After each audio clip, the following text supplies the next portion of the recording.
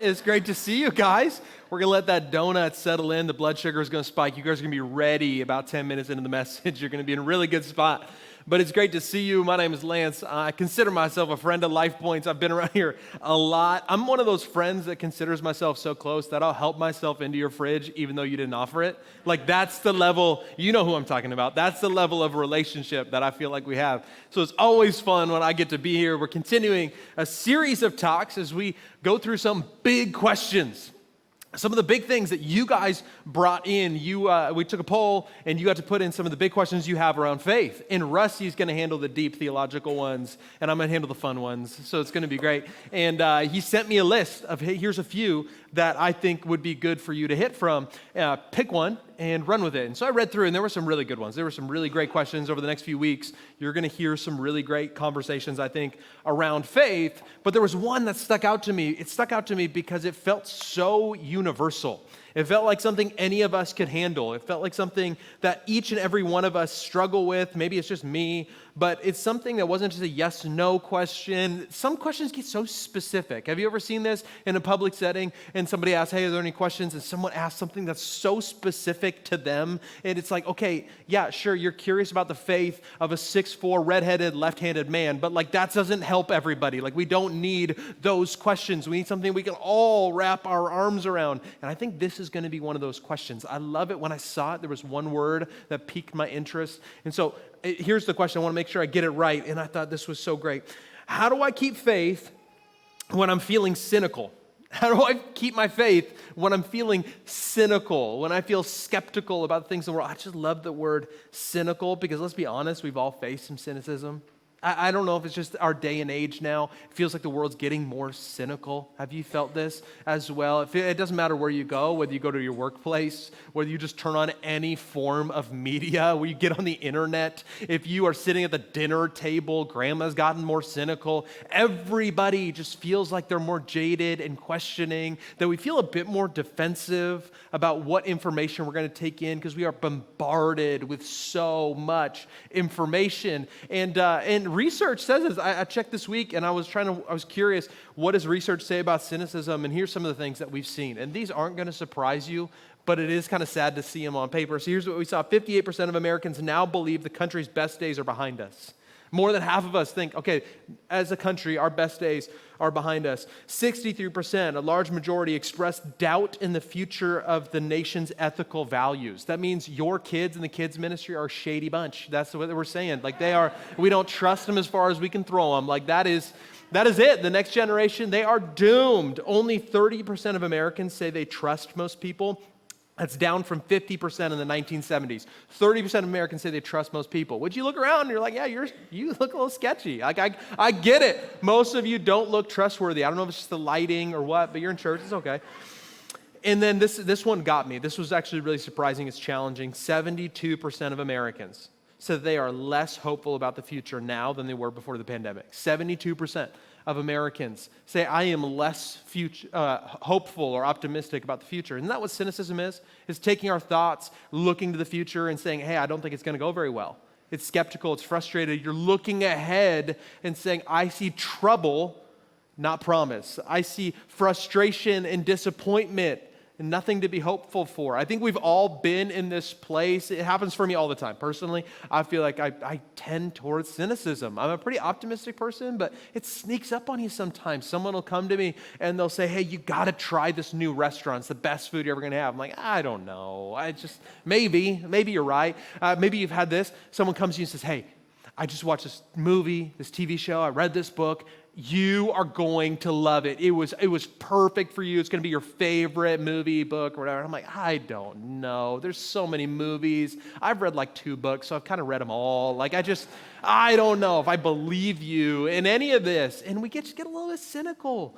And for me, those are like little examples. But if I'm going to be honest, so let's just keep it between the few thousand of us. Like I sometimes get cynical in big moments too. As a pastor, I've performed a lot of weddings. I don't do as many anymore, but I have just performed a lot of weddings. Most of them, they look similar. It's beautiful moments. I'm honored to be a part of it. There's beautiful bride right here and the guy who kind of put it together for a day right here. And you have your moment and you go through the normal stuff. You have all the rings, but then have you guys been to a wedding where they do their own vows? Have you guys seen that? Yeah, nobody has done their own vows. Yeah, some of you did, and you're worried I'm about to say them. But yeah, I just, there was a moment where they do their own vows, and I understand the heart of what they're trying to say. But if you've been married for more than 7 minutes, you're like, sure, good one. Like, he'll look at her, and just with all sincerity, he'll look at her and say, like, hey, I am going to go to Starbucks every single morning of our marriage and go get your favorite drink, and I'm going to hold eye contact with you for 40 minutes before bed every night. It's like, no, you're not. Don't you set yourself up for failure. Why do this? And she's going to look at him in the same heart, same compassion, and she's going to say, I'm going to care about the things you care about. I'm going to care about your fantasy football team just as much as you do. And it's like, I hope you don't. Like, that's so lame. Like, don't do that. And so, I can't roll my eyes when I'm standing up there, and you definitely can't like boo at a wedding. It's like, boo, it's not real. Don't believe him. Like, you just can't say that kind of stuff as the pastor. You probably shouldn't say it in the crowd either, but we all get cynical, right? We all get skeptical. Why? Because you've experienced enough of life.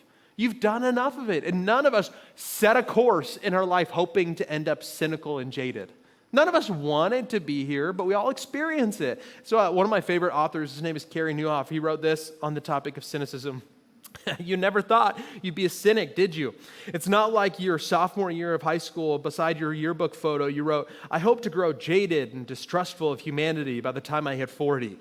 I'm also hoping my cynicism will damage my family and make me impossible to work with. Like, nobody charted that course and said, I hope I end up there. But here we are. We're a cynical country and a cynical group of people. And here's what I love about the question that was asked. It's not that faith removes you from your cynicism, isn't it? But they hold themselves in tension.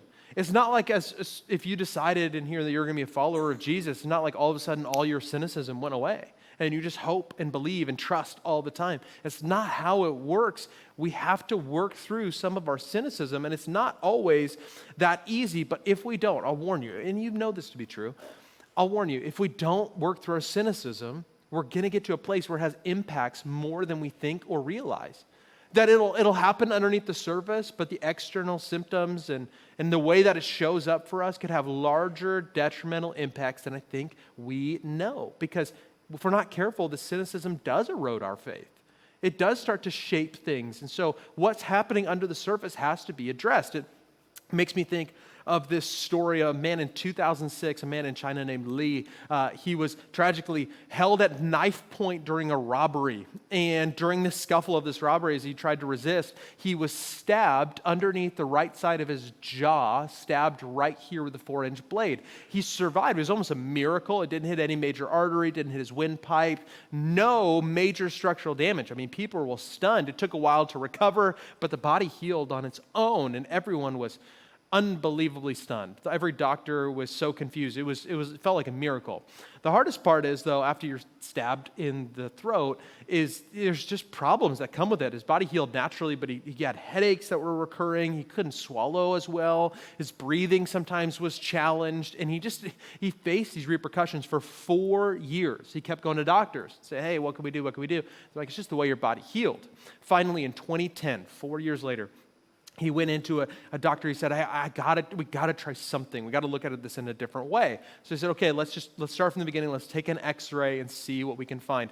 I can't make this up, what they found out. It's a little bit graphic, but hey, what a way to start church.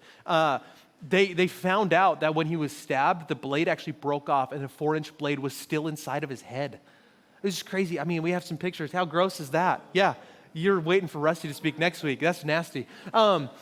It was inside of his head still, so the doctors came in. Can you imagine? The doctors came in and said, so we know why you're having headaches. We found it out. We discovered it. And they were able to go in. It was amazing. They were able to go in, remove it. Headaches went away. He was able to swallow fine. His breathing restored back to normal because there was something underneath the surface that was undiagnosed they didn't pay attention to. And I'm worried. This is a gross way to describe cynicism. It feels like the thing that happens under the surface that we forget is there, that we don't really ever think about, and it's having more impact than you think. So think of today as a little bit of surgery. Let's be open to it. Let's see what God is wanting to bring up underneath the surface that isn't there. We see this sentiment reflected in the Bible. In the Old Testament, we have this ancient king. His name was David. He gets a lot of play in the Old Testament. David and Goliath, same guy. David and Bathsheba, same guy. And he writes this prayer in the book of Psalms. And it's a prayer that we should probably pray more, but I never really think to. Maybe for all of us, it could be something new. It says this: "Search me, O God. Know my heart. Test me. Know my anxious thoughts. Point out anything in me that offends you and lead me along a path of everlasting life." It's interesting how he does this. If you're taking notes, take your pen out and circle some of these things. He says, search me, circle that. Know my heart, circle it. Test me, circle that too. Know my anxious thoughts. All of these are invitations to say, God, you can see things in me that I don't see in myself. Would you bring them to the surface? Get a landscape of me. Search all around, up, down, blind spots, everything that I don't see. And God, would you point it out to me? Don't come and so I can feel terrible about myself and feel awful and have all this guilt and shame. That's not what I was talking about. Would you point it out in me? Why? So I can adjust and live on a path that's everlasting. Live a life that's sustainable and actually beneficial to the people around me. It's an invitation that I think we should all take of God. Would you look at my heart that can sometimes be cynical? Would you point out the areas that I can get better? Do some surgery so I can live in relationships that are sustainable, so I can live with myself, because none of us set out to be cynics. There's a definition that we're going to use today. It's like a loose definition, but I think it covers most of where we're going today. Cynicism is the decision to stop hoping, trusting, and believing. Cynicism, if we're going to boil it down, is the decision, that's good news, to stop hoping, trusting, and believing. And the good news for you and for me, it is a decision that we have a little bit of control and autonomy of what happens in cynicism, that it's not just a thing you're born into. Like we think it's just a personality trait or a personality type. And for some people it can be. I could see that. But I actually have a different idea. When it comes to cynicism, here's my suspicion, is actually it's the people who aren't apathetic and neutral. They don't really get too cynical. They don't even get too excited. They just kind of stay in the messy, neutral middle, like Switzerland. They just they avoid it. And so they don't really get that cynical. I believe this.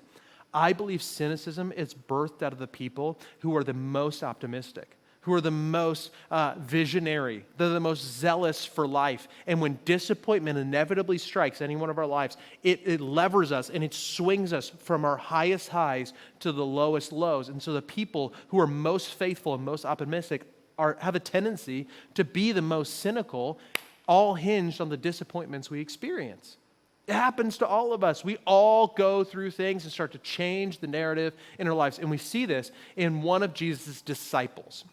And one of the people that we follow with the most, Jesus had this group of 12 that kind of got the all-access backstage pass to his ministry. And they got to see him do all the miracles, see all the teachings. They got to travel with him in a really close-knit way. And one of these disciples doesn't get a lot of airtime in the Bible, but he's there. He actually, of the 4 books of the Bible, Matthew, Mark, Luke, and John, he only gets speaking lines in one of the books of the Bible, in the book of John. And John wants to tell us a little bit more about this disciple, give his character. He only gets 3 speaking lines, though. 3 speaking lines, and they're kind of funny ones as we read through them. Today, we're going to go through this 3 speaking lines of a guy named Thomas. Thomas is one of the disciples, and he serves as a case study that I know I've experienced, and maybe you have too, of what happens when we go from hopeful and full of faith into cynical. And it all usually hinges on a sense of disappointment. So today, we're going to go through the 3 speaking lines of Thomas that we see in the book of John. We're going to go through really quick, and I think it'll teach us a lot. You guys ready? We're going to get through. Yeah. Most of you are cynical. That's great. You wrote in the question. This is a perfect message for you. This is great. This is like hand in glove for you guys. First one, I'm going to give you a little backdrop. We're going to find in the book of John, Jesus has already gathered his disciples. He's working miracles. He's doing incredible things, teaching. And as he does this, it's pretty polarizing. Either people love it and they want to follow him and they think you're all that and more, or people hate it and they are really frustrated by what Jesus has to say. They think this guy is crazy. He is outside of his mind. And in one example, he goes to Judea and they hate what he's saying so much. They try to murder him. They try to arrest him. And so they flee. And a few days later, Jesus is in Jerusalem. He looks at his disciples. He says, let's go back to Judea where they just tried to kill us. And of course, their response is, that's dumb. Let's not do that. Let's not do that. It seems like a horrible idea. And here's how we see it kick off. This is so good. His disciples objected. They say, Rabbi, Jesus, come on. Only a few days ago, we were in Judea, and they were trying to stone you. And that's not like the good kind of stone. That's bad type of stone. Come on, that's Washington. That's funny. That's funny. That's church jokes. This is great. They were trying to stone you. And they asked this question, are you going there again? Like, God, this seems like such a bad idea. Have you ever been there with your faith? Where you're like, God, this is a horrible idea. I think if I'm hearing you right, you want me to do this, and that's just dumb. You want me to forgive them, but they're just going to do it again. You want me to engage that relationship? It seems horrible. That seems like a terrible plan. But nonetheless, Jesus on this back and forth, we're going to skip a little of it. They go back and forth, and Jesus he's Jesus. So he says, guys, you're just going to have to trust me, okay? Enough back and forth. You're going to come with me. And this is where Thomas gets his first speaking line. You ready for this? This is so good. Thomas, nicknamed the twin, said to his fellow disciples, let's go too and die with Jesus. Like, that's the guy we get. That's the guy we get. I'm a sarcastic person. So I read that, and I just read it as so much like dripping with sarcasm. Like, he looks at his disciples, he says, sure, let's go die with Jesus. What a great idea. I read it as like this moody teenager, but that's not really what he's going for. I think I'm putting a lot of myself in the Bible because, well, I can feel like a moody teenager a lot. And I don't think that's what he's doing. I think as he says, let's go die with Jesus, I put in your notes this way, Thomas is not voicing criticism, he's voicing commitment. I don't think he's voicing criticism. I don't think he's saying, Jesus, your plan is stupid. I think what he's saying is, I'm in. And if it means dying, I'll be loyal to it. I think he's communicating devotion and discipleship, not dissension. I think he's there and he's motivated to lean in with Jesus. He wants to be a part of it. He's putting his faith forward, something that I wish I could do in the hardest calls of my life. In the toughest seasons, I wish I had that kind of faith to say, sure, whatever it takes, Jesus, I will die with you, which brings up a point for us. And I put it this way, cynicism often starts in the hearts of those that care the most. Cynicism often starts in the hearts of those that care the most. Do you remember the last time you were hopeful? Do you remember your 5th birthday party? For some of you, you got to go back a ways, right? Back when you believed anything was possible. Back when you thought, yeah, I could be an astronaut. Why not? I get motion sick, but who cares? I'll just make it happen.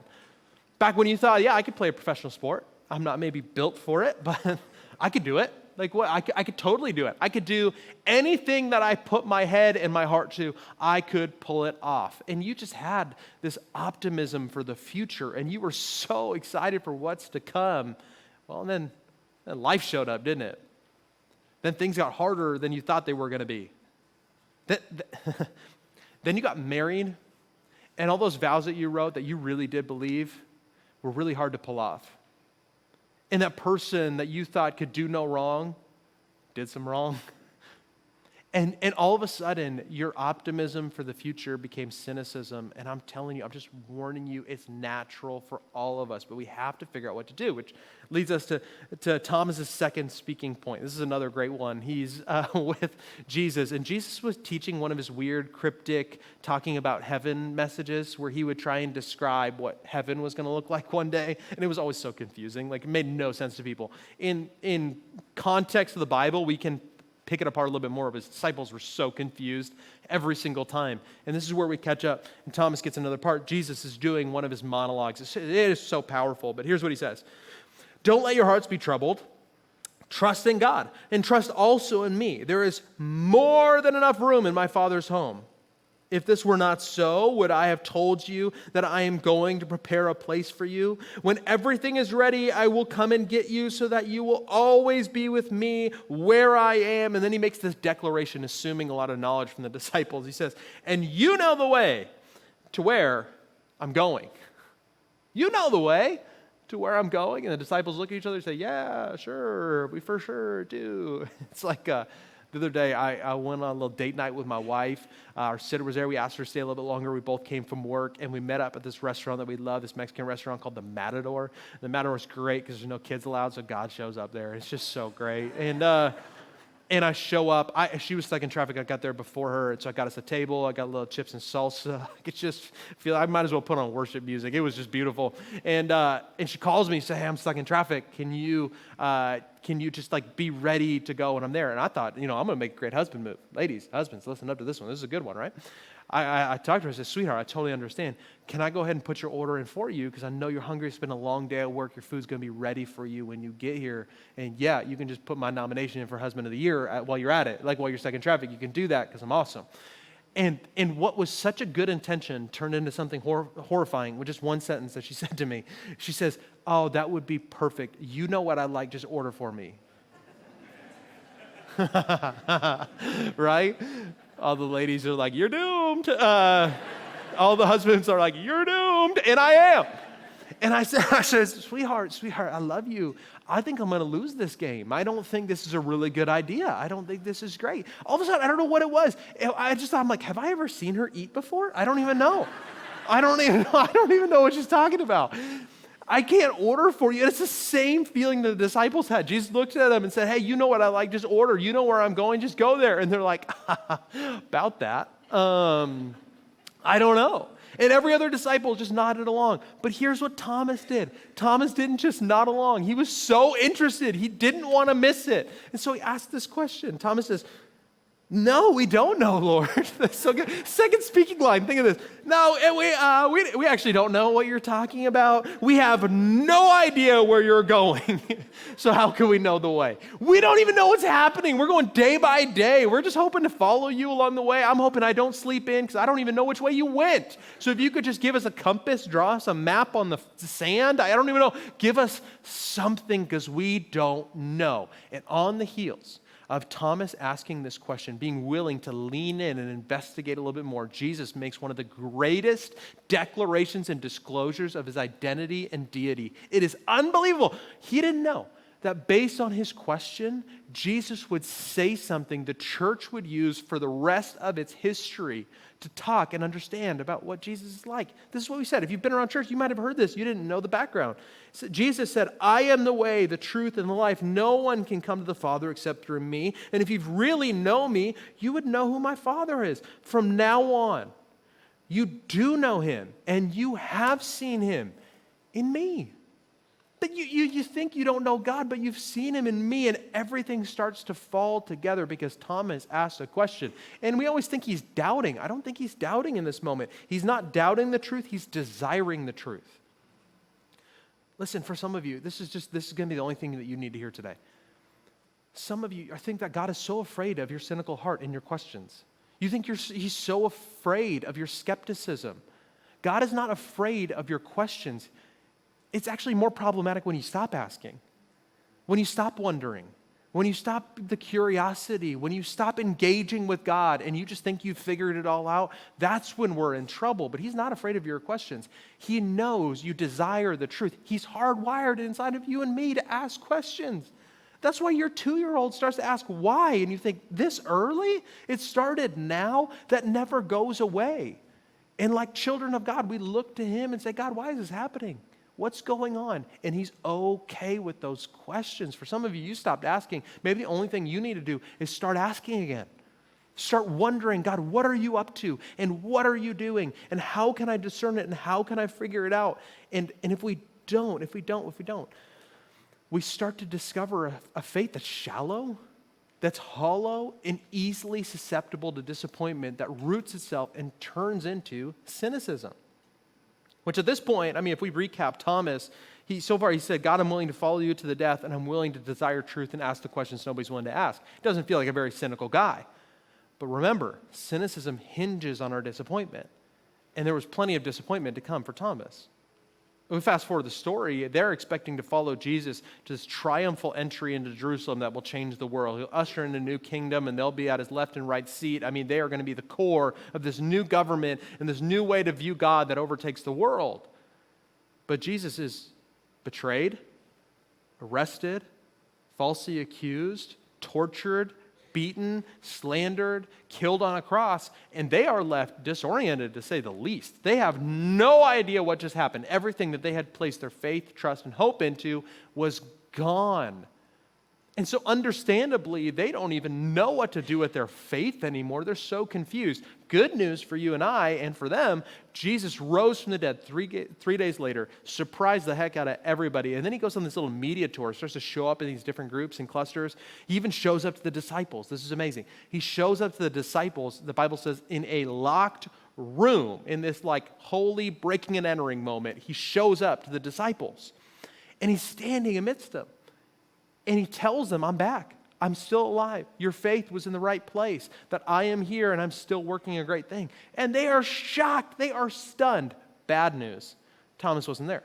We don't know where he was. He was running an errand. He was getting groceries. We don't know where Thomas was, but he wasn't in the room. And so far, think about this. If you don't have any context, all we know about Thomas is he's this guy who has unbelievable faith. So John, the writer of this gospel, is posturing Thomas as this faith hero. If there's one person who could be missing, I'm glad it was Thomas. He's going to have faith regardless, right? It's going to be amazing to see. So Thomas comes back. The disciples say, Jesus is here. It's unbelievable. He rose from the grave. And you think Thomas says, oh, unbelievable. Let's follow him wherever. I'm in. Let's go. That's not what happens. This is how we read Thomas's response.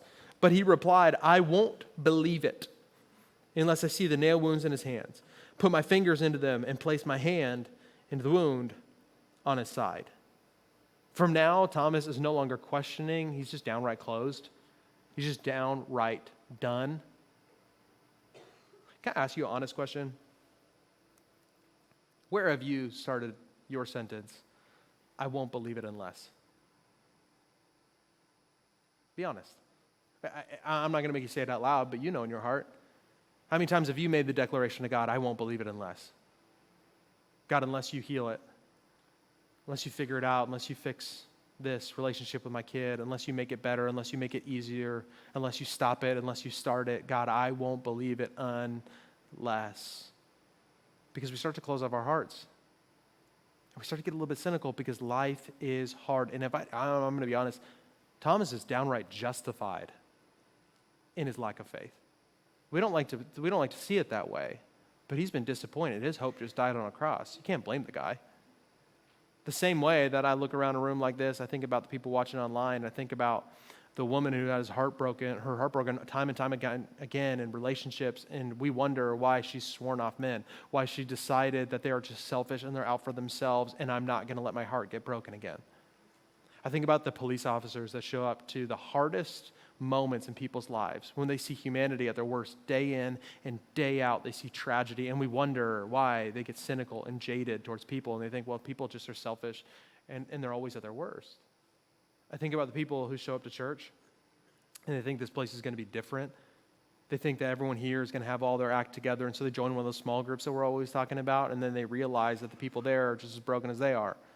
And the people there, they gossip, and they're hypocrites too. So what's the difference? And they start to walk away from their faith, and they say, this place has nothing else for me.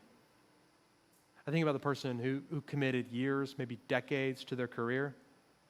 I think about the person who was so invested, and then just hard times hit, and they got laid off, and they start to think to themselves, I can never commit to a job again. Why would I give my heart? Why would I put in untold hours that I never got recognition for? Why would I put my blood, sweat, and tears into a job that isn't going to be loyal to me? So I am never going to be loyal to a job again. Listen, it's all justified. Your story, your thing, it makes sense. I'll just say it's not the person you wanted to be. Not the person I want to be. And I don't think it's the person God has for you. And if we're not careful, this cynicism that slowly creeps in will start to bleed into other areas of our life, and the symptoms will show up. The symptoms will be there. I think we just need to pay attention. And so I wrote down a few.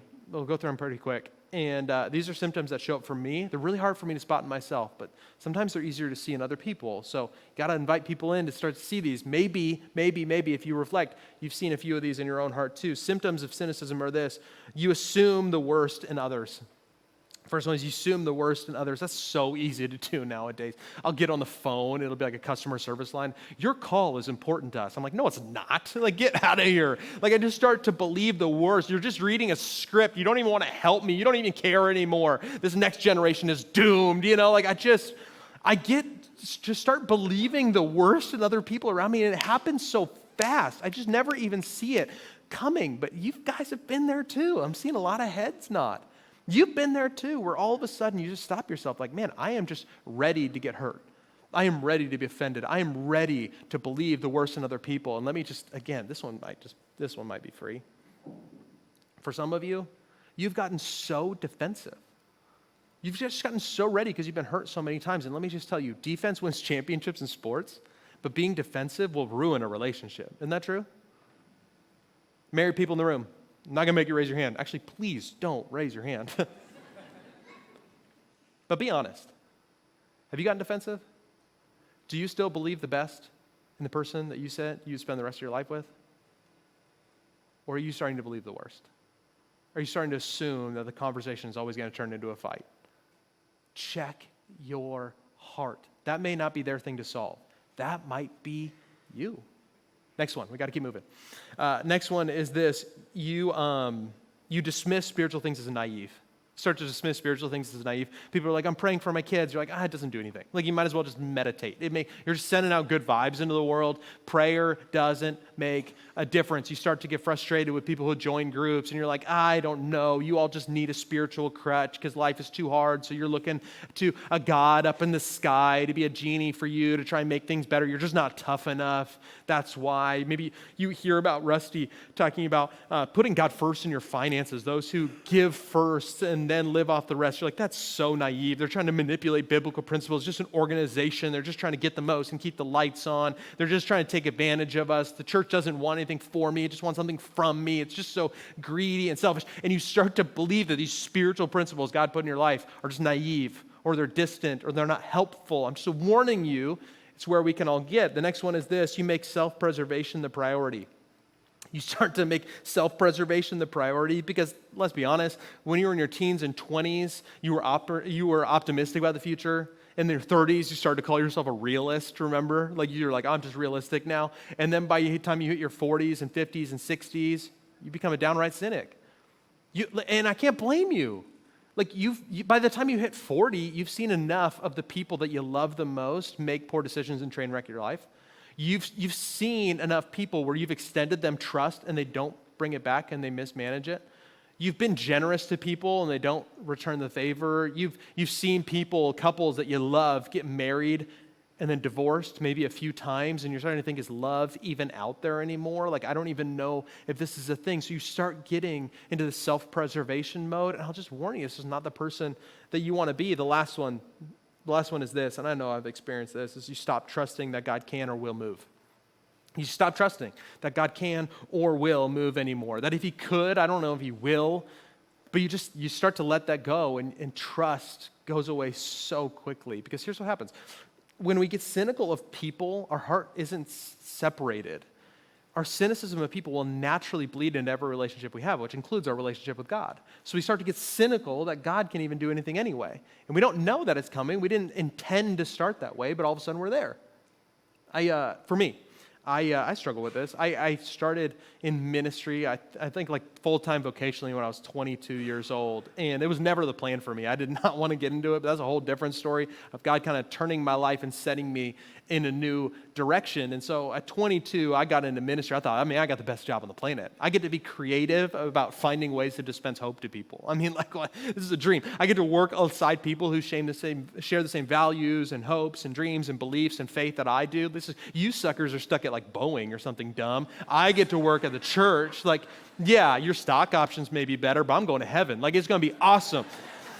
And I'm thinking, man, this is just going to be awesome. I have so much excitement. I'm like, man, I could take on hell with a water pistol. You know those kind of people? Like, let's go. Like, I could get a cat excited to be water baptized. Like, I'm just ready to go. Let's take on the world. And I'd see people who were older than me that were just like kind of old and washed up and irrelevant. So they were like 40. And I was like, man, they're like seem so cynical. Why aren't they so excited about the job that we have? And I'll tell you what, I'm just being really honest. I've been to a lot of church services. I've sat through a lot of messages at this point. I love communicators. I just love studying them. So whether it's a pastor, I listen to a lot of messages, or it's a comedian or a TED Talk, it doesn't matter to me. I just love watching it. And so by now, a message starts, and if you've been around church, maybe you're here too. I kind of know where it's going. I'm like, okay, yeah, David and Goliath, okay, we can all slay giants. But in the reality, no one slays giants anymore, okay? Like, yeah, we can go take on the world. You're going to do incredible things. I'm like, but are you? And if I'm honest, my faith got a little cloudy, and my cynicism started to take root, and I'll never forget. I had the opportunity to speak at a great church, amazing church, just like this one. And worship was going. It was so good. Band was amazing. I'm sitting in the front row somewhere. And these thoughts came into my heart. And it was just this negative self-talk. I thought, like, man, does this even make a difference? What am I even doing? Yeah, we're going to get up and I'll read some Bible verses and we'll laugh some and the keys will come up in a second. It'll be just like every other service. And I had the honest thought of, does this even matter? And this is going to sound strange to those of you that don't know what I'm talking about. If you're not a follower of Jesus, this is going to sound different, but just go with me. God's Spirit, I believe it just spoke to me in that moment. It wasn't an audible voice. It's weird to explain. It sounds like my voice in my head, but smarter, so you kind of know that, okay, that's God. And I remember God's Spirit just stopping me in my tracks, stopping that train of thought, pulling the e-brake and saying, listen, you're right. What you do doesn't matter unless I'm moving. Unless I show up, unless I'm present, unless I'm active. Listen, it's not about you and your pithy thoughts and the way that you can weave things together. It's not about your stories. It's not about any of that. It's my Spirit moving in the hearts of people, and that's where change happens. So as I got cynical, God warned me, your cynicism is going to stop believing that I can or will even move in the lives of people. And this Bible verse came to the surface that I wasn't thinking about this one. And it said, I will use the foolish things of this world to confound the wise. That I will use even people like you to bring incredible change into people's lives. Are you willing to do it? And I had to stop and really investigate and ask myself and remember what a privilege it is to dispense hope to people in creative ways. What a privilege it is to do what I get to do, to stand before people just like you and tell you that your cynicism isn't the only option, that God has something more. And the reason this is so important to talk about is because you're smart people, because you have access to so much information. And I'll tell you this, cynicism feels like wisdom, but it lacks discernment. It feels like wisdom. It feels like I'm making wise choices. I'm using the past to inform the future. But without discernment of allowing God to speak into it as well, you have pre-decided that the future is hopeless, that every relationship is going to turn out the same. And I wonder where your skepticism and cynicism has pre-decided and put a hamstring and a ceiling on what God can do in your life, in your family, in your workplace, in your marriage. I wonder what it looks like for you, for your mental health. Where has your cynicism taken root? And God wants to begin to pull it. I want to end the story of Thomas because it doesn't end as a sad one, actually. This is where I'm going to conclude. John 20, 26 through 28, 8 days later, the disciples were together again, and this time Thomas was with them. Good news. The doors were locked, and suddenly, as before, Jesus was standing among them. Peace be with you, because it was obviously disconcerting when Jesus just shows up. And then, this is so beautiful, he ignores everybody else. He says, forget everybody else, and he just holds eye contact with Thomas, and he says, Thomas. Put your finger here. Look at my hands. Put your hand into the wound in my side. And he looks him in the face and he says, don't be faithless any longer. Believe. No shame, no scolding, no condemnation, just an invitation to believe once more. And Thomas responds with the most personal confession we see maybe in all of the Gospels. And he says, my Lord, my God. I wonder where today God would look to you and me, despite our cynical hearts, and say, where is your faith? It's time to believe again. It's time to have wonder again. Let's reignite that childlike faith that I've put in you to wonder in awe of who I am and what I am capable of doing. Don't settle for a cynical life. Don't settle to be the person you never wanted to be. Instead, invite me in once more. See what my Spirit can do. And if you figure that out, I'm telling you, God might have an incredible future for you if you're open to it. So here's what I'm going to do. I'd love to pray for you as we close today. You can just set everything down. You can bow your head and close your eyes. But my prayer is going to be that God would once again stoke the fire of our faith. So Heavenly Father, do just that. Help us believe again. Despite the pain, despite the experiences that would lead us to do the contrary, today, Heavenly Father, we place our faith, our trust, and our hope in you. Would you once again reinvigorate our souls to believe with passion? One more time. To place and know that you are more than able to do anything we could have ever asked or imagined. So Heavenly Father, right now, speak, work, pull with your Holy Spirit and set aside this heart of cynicism. We put it before you and we ask you turn it once again into a heart of faith. We believe this in Jesus' name. Amen and amen.